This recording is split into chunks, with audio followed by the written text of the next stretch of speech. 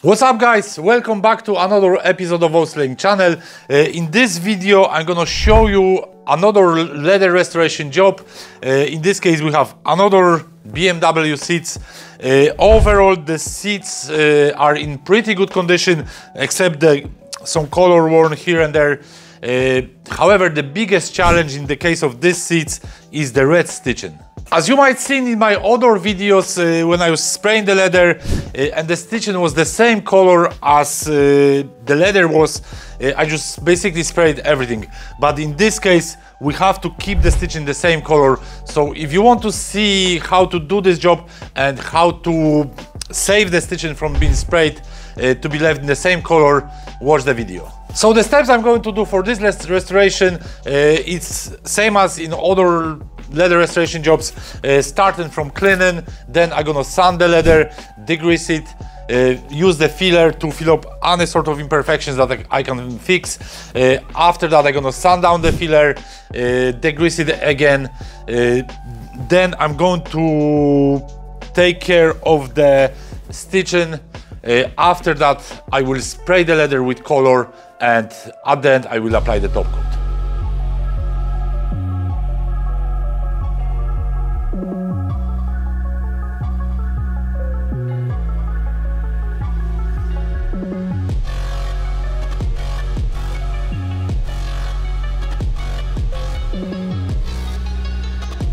So for cleaning the leather, I'm going to use Gaze Rapid Pro leather cleaner, very effective product. I'm going to use it with leather brush. The leather cleaner I'm going to use from a foamer that will minimize saturating the leather.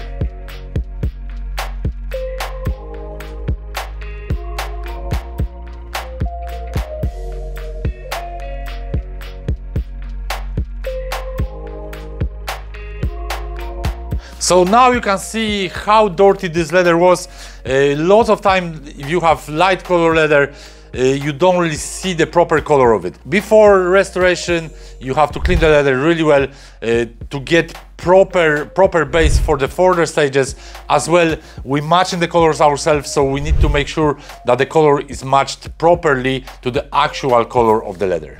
So the next step in this process, as I mentioned before, is sanding leather. For the sanding, I'm going to use 400 gradation sanding pads.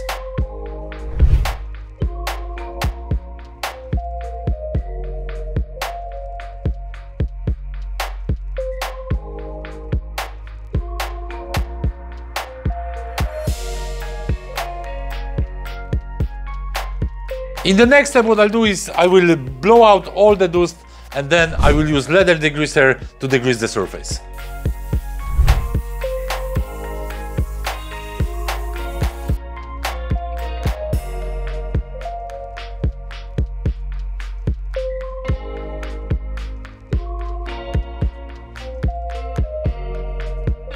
After degreasing, we need to make sure the leather is dry before the next step. Next step will be filling the imperfections. So what I'm gonna do is I'm gonna use heat gun, spend maybe 5-10 minutes to kind of warm up the leather. When you dry the leather with the heat gun, don't go too hard, because if you overheat the leather, what will happen is the leather might shrink in that place and there is no way to reverse it back. I always leave the leather for minimum half an hour to sort of let the leather to dry naturally as well before I apply the filler. So now I'm going to fill the imperfections. For this I will use Gaze Leather Filler Pro. Of course, for leather restoration you have to use dedicated leather filler which is flexible. When you are applying the leather filler, just apply as little as you can. Don't try to leave any excess of the leather filler, because the leather filler will be very hard to sand down if you have too much of it left on the leather. And also when you fill in the leather, avoid leaving the filler on the stitching or on the joints of the two panels. That's because if you do that, once you spray the leather, it will be very hard to clean off that leather and those places will be sort of very visible. It takes about 20 minutes to half an hour for the leather filler to dry fully, so I'm gonna leave it now and then I'll start to do the next step. So now I'm ready to sand down the filler.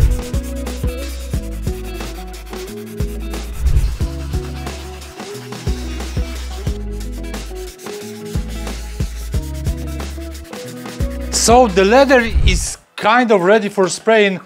However, now I need to take care of the stitching. And what I'm going to use for that is Gaze masking gel. Before I done these jobs, especially back a few years ago, if I had different color of stitching, I was using masking tape. However, this wasn't a great solution. That's because when I spray the leather, the pressure from the spray gun sometimes moved the masking tape and I sprayed over the stitching anyways. In this case, what happens is the gel, once I apply it, I leave it for a couple of hours. If you were using this gel, you need to make sure that gel is fully dry, but once you leave it for a couple of hours, you can spray away and it will go nice and smoothly.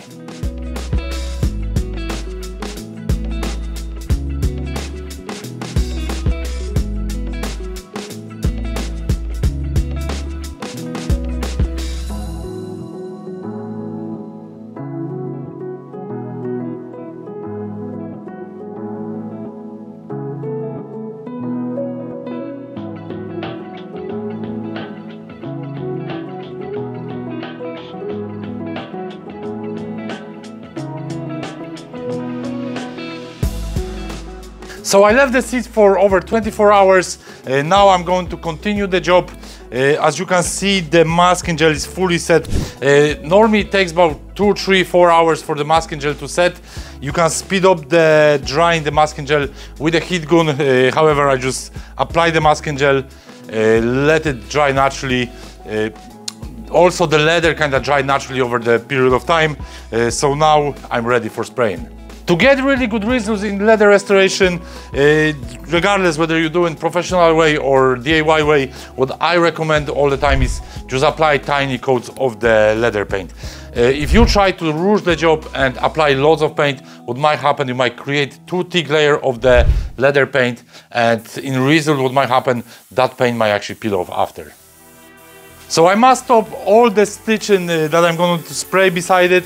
Wherever was handy, where I won't be spraying beside the stitching, I just masked it up with masking tape.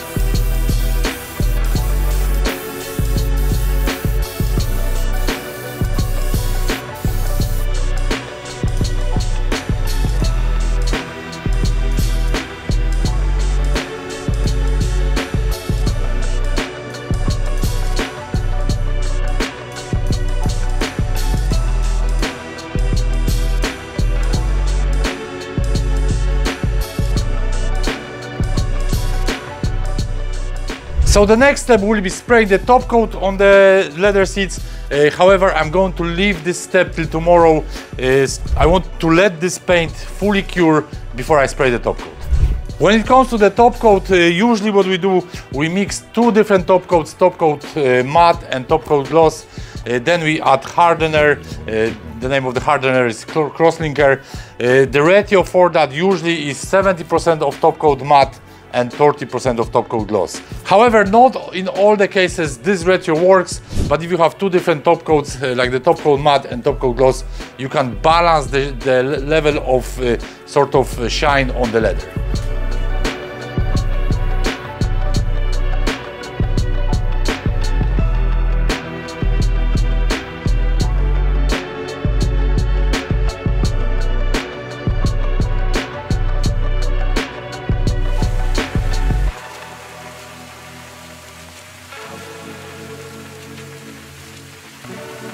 So I sprayed the top coat now, the job is almost finished. When it comes to the top coat, to get sort of good results, we need to spray minimum 3 coats of the top coat, so that's what I sprayed.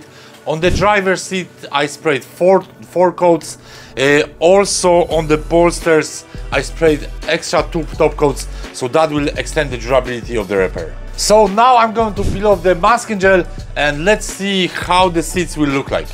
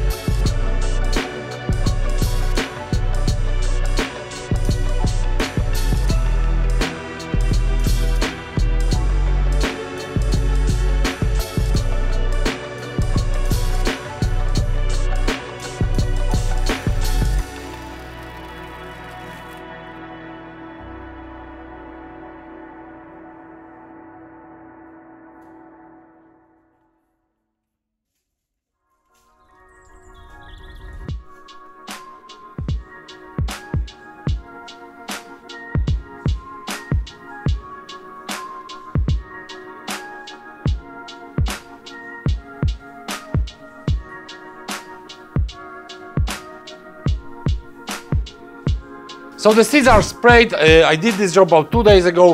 What I did was I sprayed 4 coats of the top coat on the whole surface. Then on the bolsters I sprayed extra 2 coats, so that extends the durability of the repair.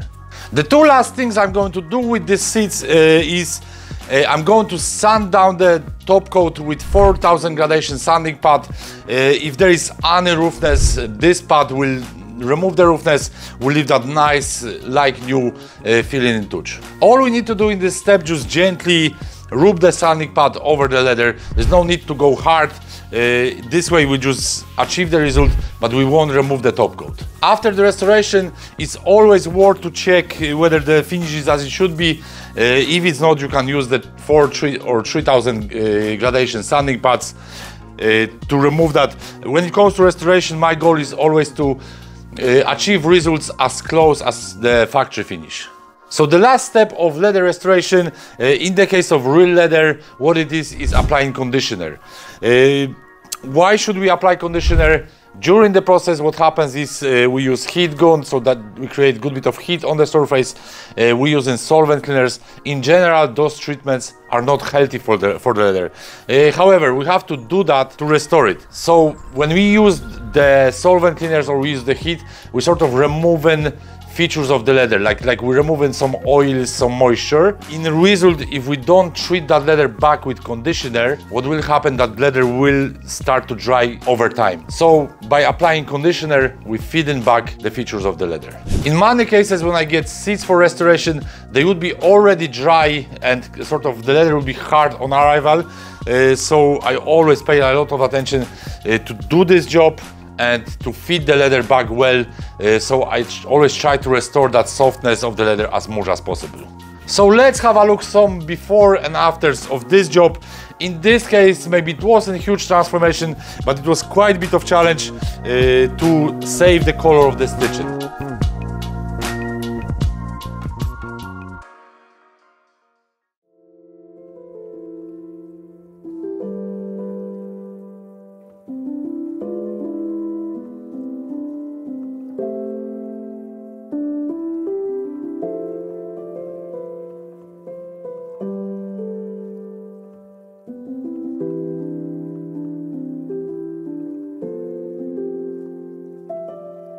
So that's everything in this video. Thanks for watching. I hope you enjoyed it. If you're interested in leather restoration, if you want to learn it, like watch my videos on YouTube, but also for people from Ireland or Northern Ireland, I deliver leather restoration courses. If you have any questions, comment below. If you like this type of content, make sure you subscribe my channel so you won't miss any other videos that I'm gonna publish in the next while, and see you on the next one.